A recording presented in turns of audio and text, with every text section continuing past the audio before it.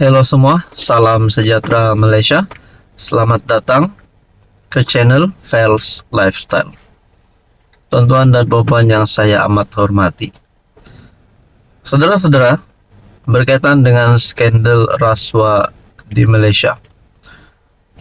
Sebelum ini kita dikejutkan banyak sekali skandal rasuah yang melibatkan nama-nama pemimpin politik.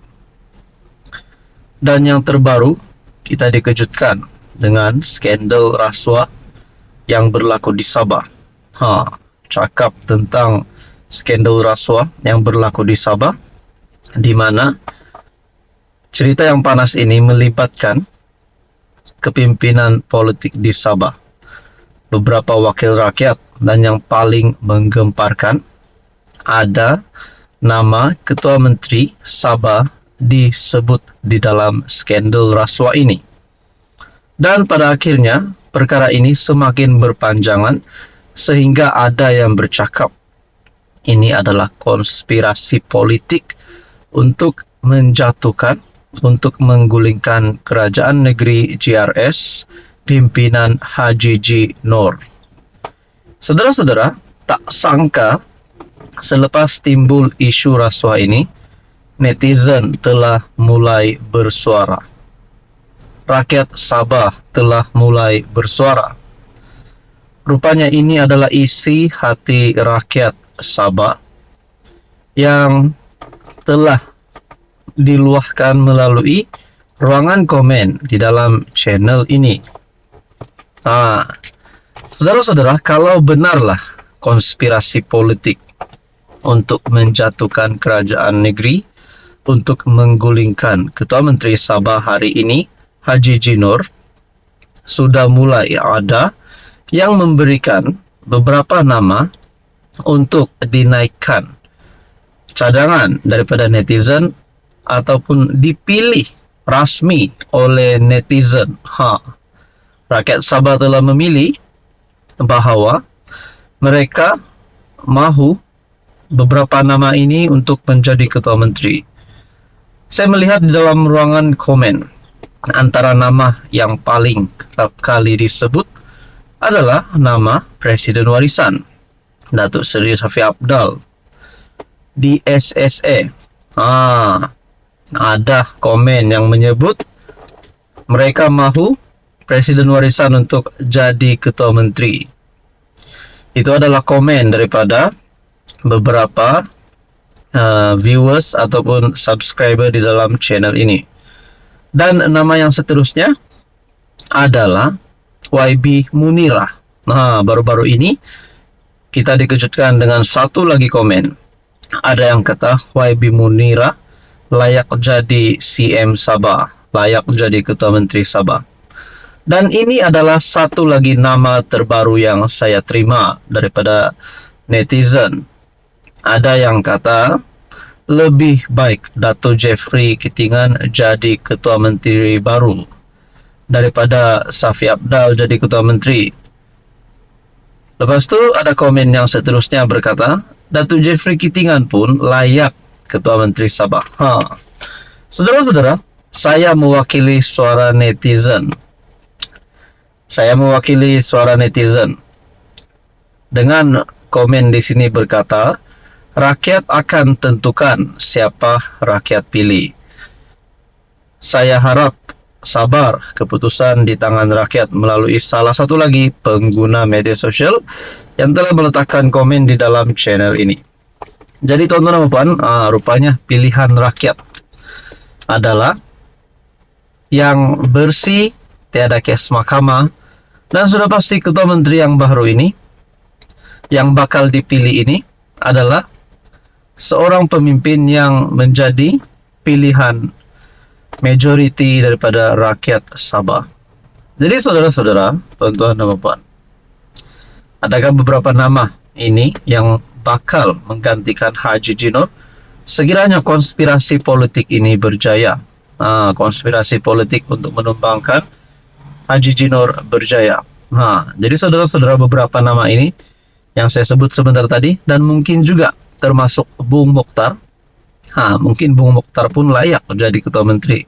Siapa kata tak layak?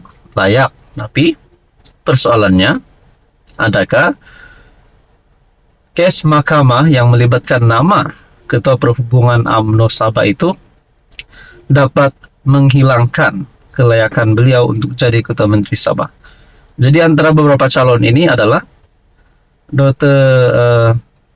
Datuk Dr. Jeffrey Kitingan, Datuk Seri Syafiq Abdal, Munirah, dan juga Bung Mokhtar. Apa komen Anda? Hai, hello, salam sejahtera Malaysia. Selamat datang ke channel Fels Lifestyle. Tuan-tuan dan puan yang saya amat hormati,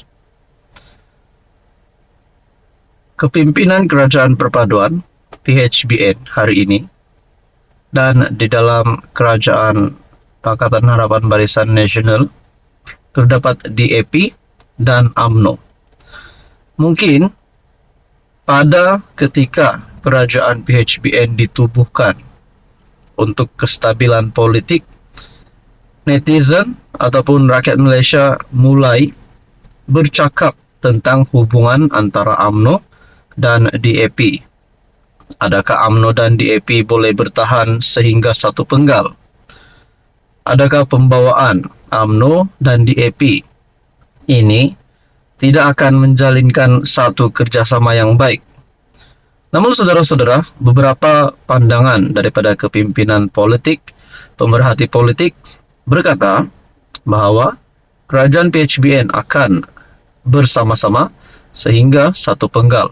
Bahkan mungkin kerjasama di antara PHBN, UMNO, DAP mungkin bakal diperkukuhkan sehingga PRU 16.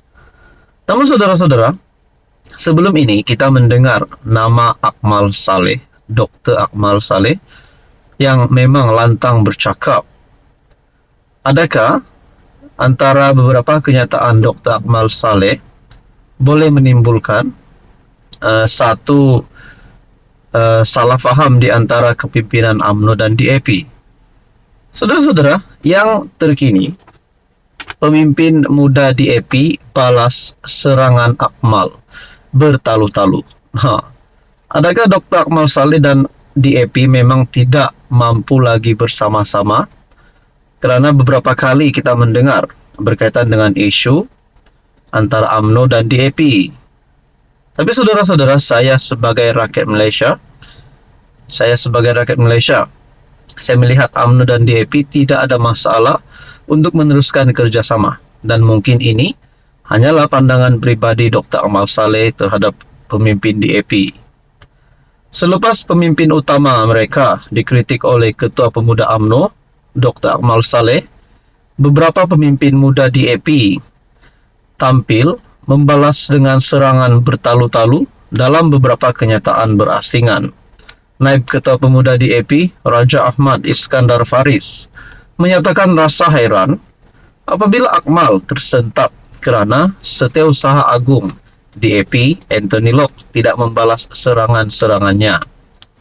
Jelas sebenarnya Loke sebagai seorang Menteri Pengangkutan dan Setiausaha Agung DAP, dia perlu memberikan keutamaan kepada tugas-tugasnya dalam membangunkan negara berbanding terjerat dengan polemik yang bukan sahaja tidak memanfaatkan hidup rakyat, malah mampu mengganggu kestabilan politik yang sedang kita nikmati sekarang. Justeru kepada saudara Akmal, apa niat sebenar saudara mencetuskan polemik yang tidak berkesudahan? Adakah saudara benar-benar ikhlas ingin membela nama agama, bangsa dan negara? Atau saudara hanya ingin sibuk menagih perhatian dengan menyerang pemimpin-pemimpin utama negara? Tepuk dada tanya selera. Jadi saya khawatir kalau pemimpin muda seperti Akmal hanya sibuk mengejar nama, jadi tugas untuk membina negara ini perlu diserahkan kepada siapa? Katanya. Terdahulu Malaysia Kini melaporkan Akmal menyifatkan Loke yang juga MP Seremban sebagai kaduk naik junjung selepas mendapat jawatan menteri. Baru ada pangkat sombong, kata Adun Merlimau itu.